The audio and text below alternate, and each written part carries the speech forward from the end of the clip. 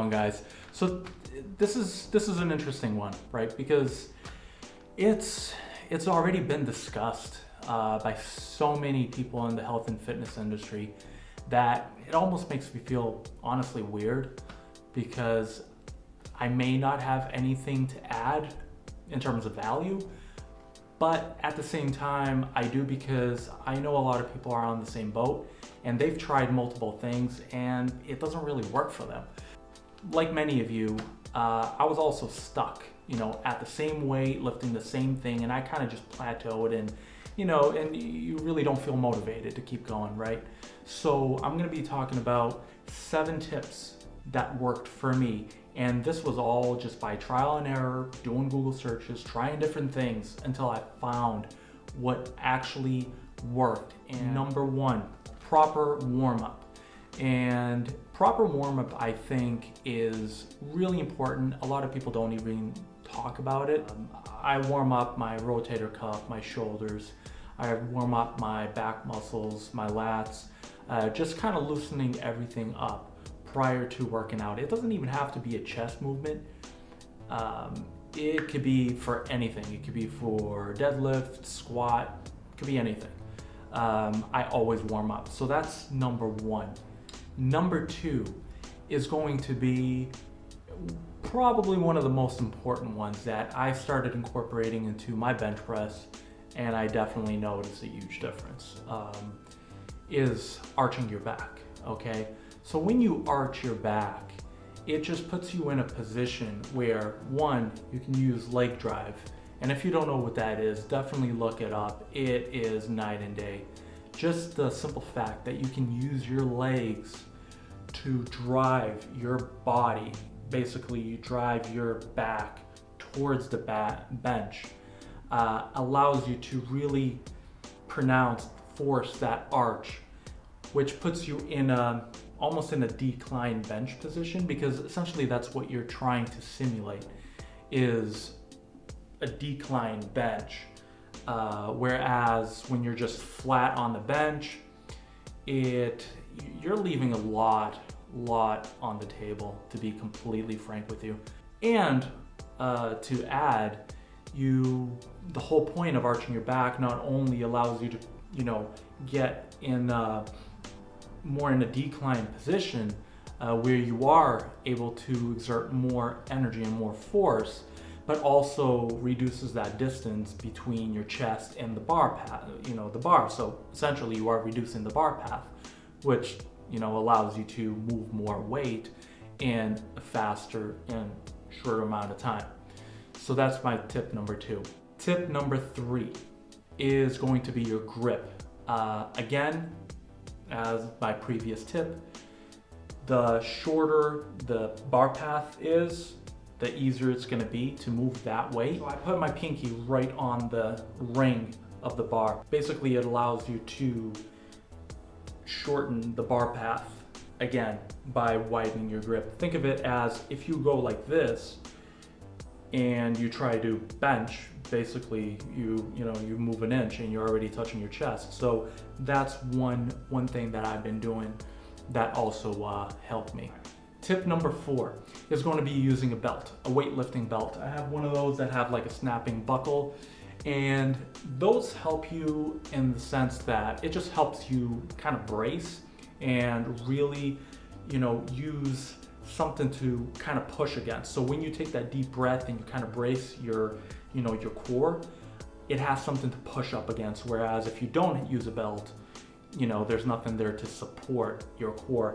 So when you do take that breath and you use your leg drive and really push up, there's a lot of force that's being, generated. So you want to have something around your waist to definitely kind of hold everything in, and also reduces the risk of injury. Right. Tip number 5 is going to be leg drive. Leg drive is something that I've neglected. I had no idea what it was, and many people still don't know what leg drive is.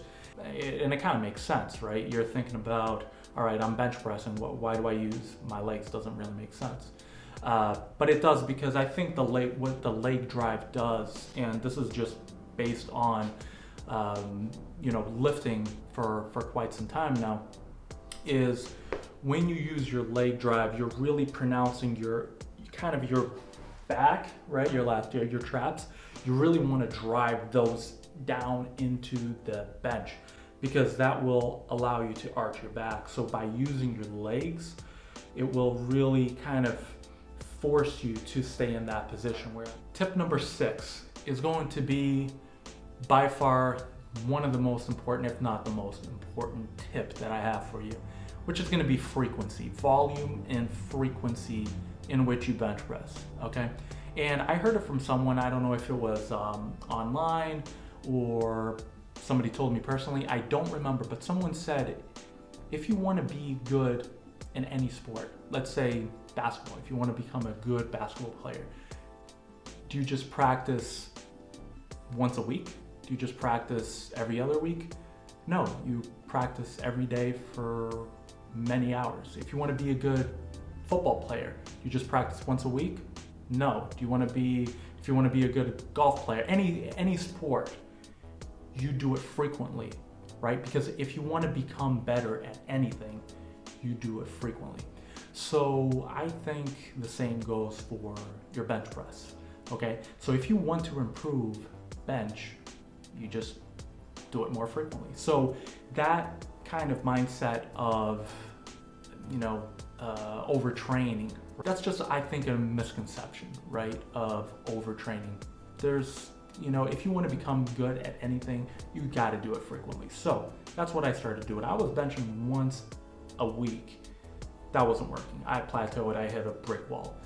The moment I started incorporating these minor changes that I found online, just because the resources are there and information is everywhere, and once I started bumping my bench from 1 day to 3 times a week, basically that's what I started doing. I started increasing my frequency and the numbers just started skyrocketing. Like I said, I went from 205 to 285 and I'm still climbing. So that's my tip number 6. And finally, my last tip number 7 is going to be something that is going to catch you completely off guard. I'm telling you, this next one, you're going to be like, okay, that doesn't really make sense. Music. All right, guys, it's all about the mindset. All right. So if you have good tunes, you're going to lift more weight. Why? Because you are going to tap into this inner strength. It's all in the mindset. I'm telling you, put some good music on. If you go to the public gym right now, whatever is open, I'm telling you, try to go with your own music, because the worst thing that can happen is you're ready to max out. You go to to unrack and they're playing Selena Gomez. Like, nothing against that, but it's not what you want to listen when you're actually trying to be in the zone and really kind of find that inner strength. So listen to something that really drives you, really kind of gets you in the zone, because that, I'm telling you, that's going to add a few extra horsepower to you. So that's my last tip for you. So I hope you enjoy this. These are my top 7. Obviously there are a lot more things that you can do, but these are specifically what I started doing. I started tweaking, making minor adjustments here and there, and it's definitely shown. It's definitely helped improve my bench tremendously. All right, so hope this was informative. Thanks for watching.